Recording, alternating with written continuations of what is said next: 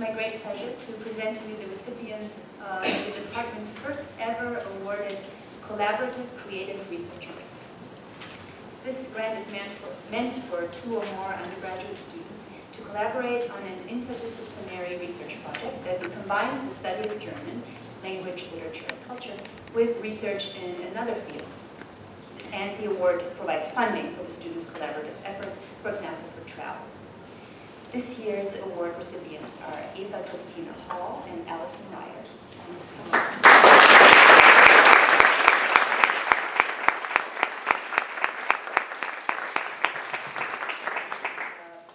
They have brought together their backgrounds in language studies, German and Spanish respectively, and communication sciences by investigating the upbringing and especially schooling of German-English bilingual children. Their project title is Strategies for Facilitating Language Acquisition in German-English Bilingual Children. And as a linguist, as well as a mother who is raising her own children bilingually, I can't wait to see the final presentation of this exciting research.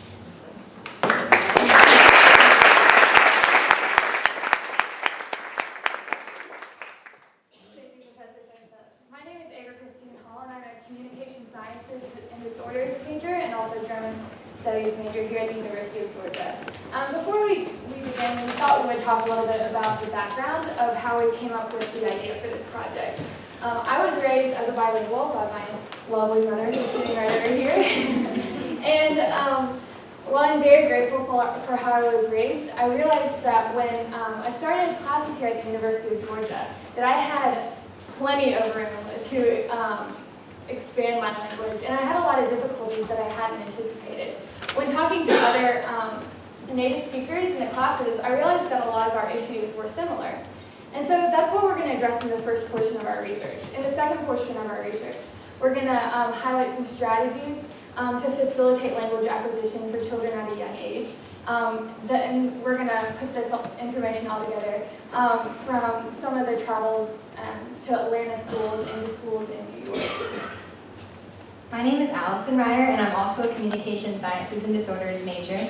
So since Eva and I are going into the field of speech-language pathology, we really want to understand better the difficulties that bilingual children may face. And on top of that, we want to be able to advise parents when they come to us and say, now how do I actually go about raising my kid to be bilingual? Now, I don't have any background in German, but I do speak Spanish, so that's why I'm interested in things that have to do with bilingual children. So we learned many, many things throughout our semester of research, some of which we will share with you today, and we hope that that will be a good foundation for us moving forward in learning about bilingual education programs as well as bilingual language acquisition.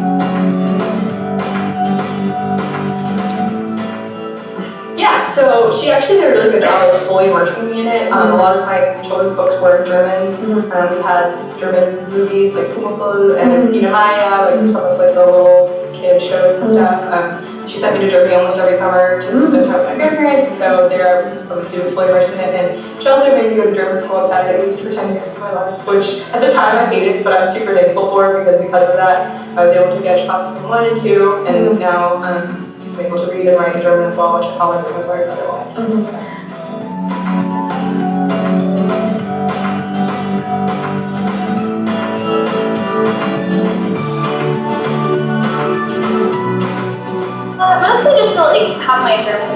higher level, I guess.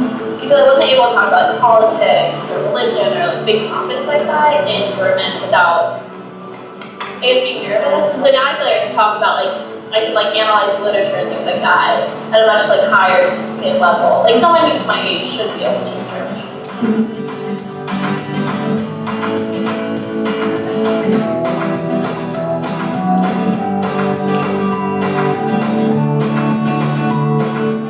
You know, I have a really hard problem with season.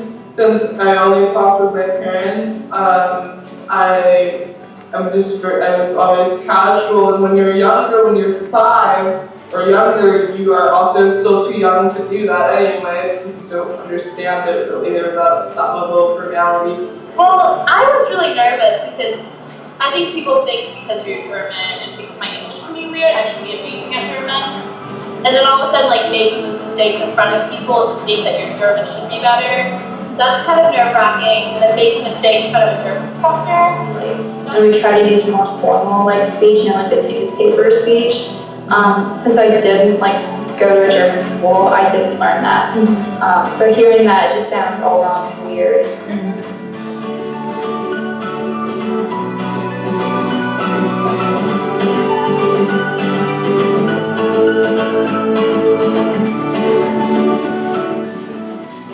But I can't tell you the rules. yes, it's mostly just while I'm talking, I'm trying to think oh, is it D or, so it's not necessarily when it's all in the nominative, but when it starts being accusative or it's after this preposition, that's when it's hard for me. That's also hard because if you don't know the rules and if you try to just learn it by listening to it, half of the time I'm I'm sorry, did you just say ding or ding? Even if in class before I'll say ding, and the teacher's correct, it's ding, and I'm yeah. I guess I didn't like that I wasn't put in some kind of German school to actually learn grammar. Because when you're growing up just listening to it, you don't really learn it. So I wish my mother had maybe either put me in a school where I could have learned the grammar better or actually called me out more when I was growing up, because I didn't actually start getting called out until I was older with my German family. They would call me out, but it was too late.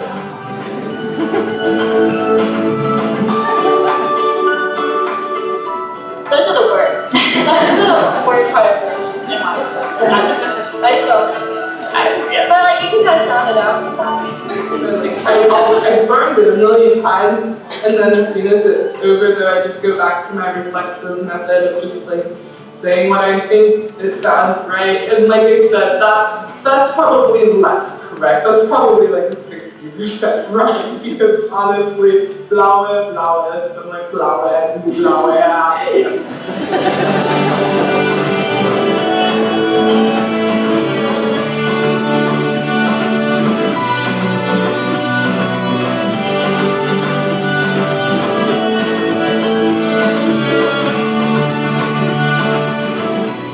I guess I would say when speaking with adults that I'm not as familiar with, I'm more nervous than obviously with people that I am. So once I'm in Germany, I don't really think it's hard. Especially once I'm in Munich, it's just, I know who I'm talking to, and I can say random dialect things, people will understand me. When I'm here, I'm talking to a professor, it's a lot harder, because I know that they're probably thinking, oh, it's the wrong adjective ending, or nominative, not accusative, or whatever.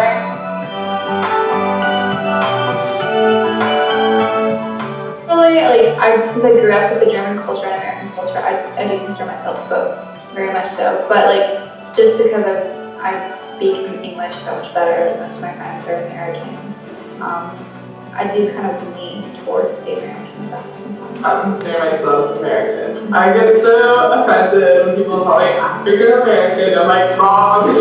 I'm African, you can call me that. You can call me German. You call me Afro-German. Just don't call me American. It's I grew up with the German culture for sure, and I know the language, but it's different if you didn't actually live there. And I was always the American girl when I was there, which is funny because growing up here with my friends, I was always oh, she's German, and then there, I was always oh, that's the American girl. And I'm what am I? I don't know.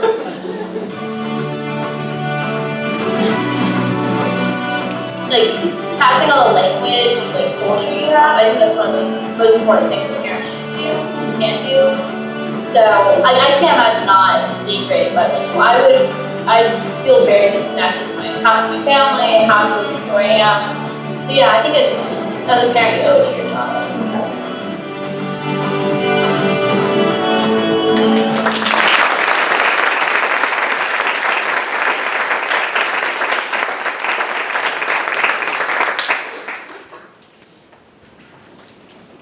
So now that we've heard from some older bilinguals, we're going to look at strategies for fostering bilingualism at a younger age.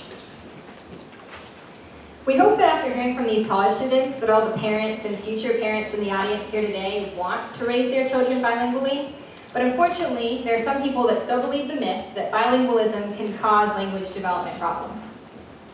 Now the truth is, and we want to reiterate this, that all children have the innate capability to learn multiple languages. And any delay that you might see, for example, a limited vocabulary in one of those languages, that will go away. And so bilingual children typically catch up with or surpass their monolingual peers by early elementary school. So during our research, we asked the parents, students, and teachers why German. Here are some of the responses. So Aaron Neuhaus at Chambly High School's magnet program says that German is the perfect language for gifted magnet students. Some of y'all know him. Another teacher in New York says that perhaps non-German families may enroll their students in German programs because of the German virtues listed here. Some parents may be considering their children as future job applicants, and they think, well, German proficiency will look great on their resumes. But despite these advantages for choosing German, the overwhelming majority of parents and teachers say that a connection to the German culture or language that you have previously, like with your family, that is the most powerful and most enduring motivator for learning German as a child. So as we can see from some of the students in the video, their German's not perfect. So based on our conversations with parents and German teachers, we've seen that the best way to prevent language difficulties later in life is to increase the amount of German that the students hear and speak. Now that seems obvious, but it's an important thing to remember when life gets complicated and you just want to revert back to English because it's easier. Another key to success is to increase the amount of context that your children can use German in. So for example, if you're only speaking German at home, your children might lack the vocabulary to express ideas from school activities or other contexts. So the goal is that your child would feel natural expressing himself in German in any context. So, how can parents create this richer German environment? Well, one of the main emergent philosophies is the one parent, one language philosophy. So for example, Professor Schoenfeld uses this with her children. No matter where they are, her sons have to address her in German. Now, whichever method that you use, it's really important to be strict about the German language, because if you let up just because it's easier, you get lazy, then your children will probably gravitate back toward English. Also, there are other ways to immerse your child in German outside of the home, and Atlanta actually has a pretty large German population, so there are options out there like the ones listed here. For our project, we wanted to specifically explore German schools and see how they foster bilingual language acquisition.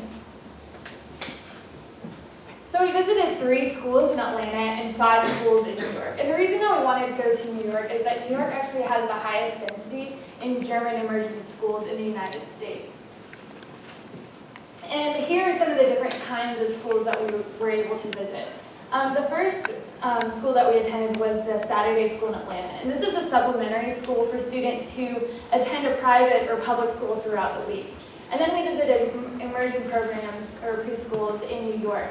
And these schools were all similar in the fact that they were Montessori schools, but they differed in terms of did the students have to have a German speaker at home? Or did teachers have to have a bachelor's degree from Germany? And they also differed in terms of how closely they wanted to replicate a German classroom.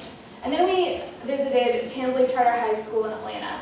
And this is actually the nation's #1 German immersion program for public schools in the entire United States. And students start learning German in 4th grade. They take AP German in 9th grade, and then by the time they're in 12th grade, they've achieved their DSD-2, which makes them eligible to be able to study in Germany at a university level. And then at the Atlanta International School, we saw an example of a dual language elementary school track. students here learn through the language, meaning that 50% of their material is taught in English while the other 50% is taught in German. And this pattern can consist all the way to 12th grade. And then one school that we would like to especially highlight is the German International School in New York. And this is actually a German school in the United States, meaning that all of the teachers come from Germany. Students are actually learning English as a second language here. Here their main idea is to create a culture to match the language, meaning that the teacher comes in and says, Guten Morgen, Kinder, they all stand up, Guten Morgen, Frau Dunke. They wear their Hausschuhe, their Schulranzen, they have their Mäppchen. And we noticed that the children here are so fluent. And students here actually, if they wanted to, they could be placed into a German school, and not only would they be on track linguistically, but also academically since they followed the German curriculum. So what happens if you can't put your child into a German bubble or these options just don't exist where you live? Well, one thing that we learned is how important it is to visit Germany. And actually, Chamblee Charter High School and Atlanta International School have established 2-week programs for their students and to visit Germany. And the purpose of these trips are not for them to suddenly become fluent in 2 weeks, but rather for them to attach meaning to their language. And they've also reported that students who come back from these trips are extremely motivated to learn the language and have it just improved exponentially from there. So in conclusion, we just want to say that we've learned so much from this project, both about bilingualism and also about the ins and outs of actually doing a full-blown research project. We want to thank the German department again for their generous funding through the Creative Collaborative Research Grant. Also, we want to thank Professor Schoenfeld for her great job as being our research mentor. Here we are in New York City, next to the Schoenfeld Theater.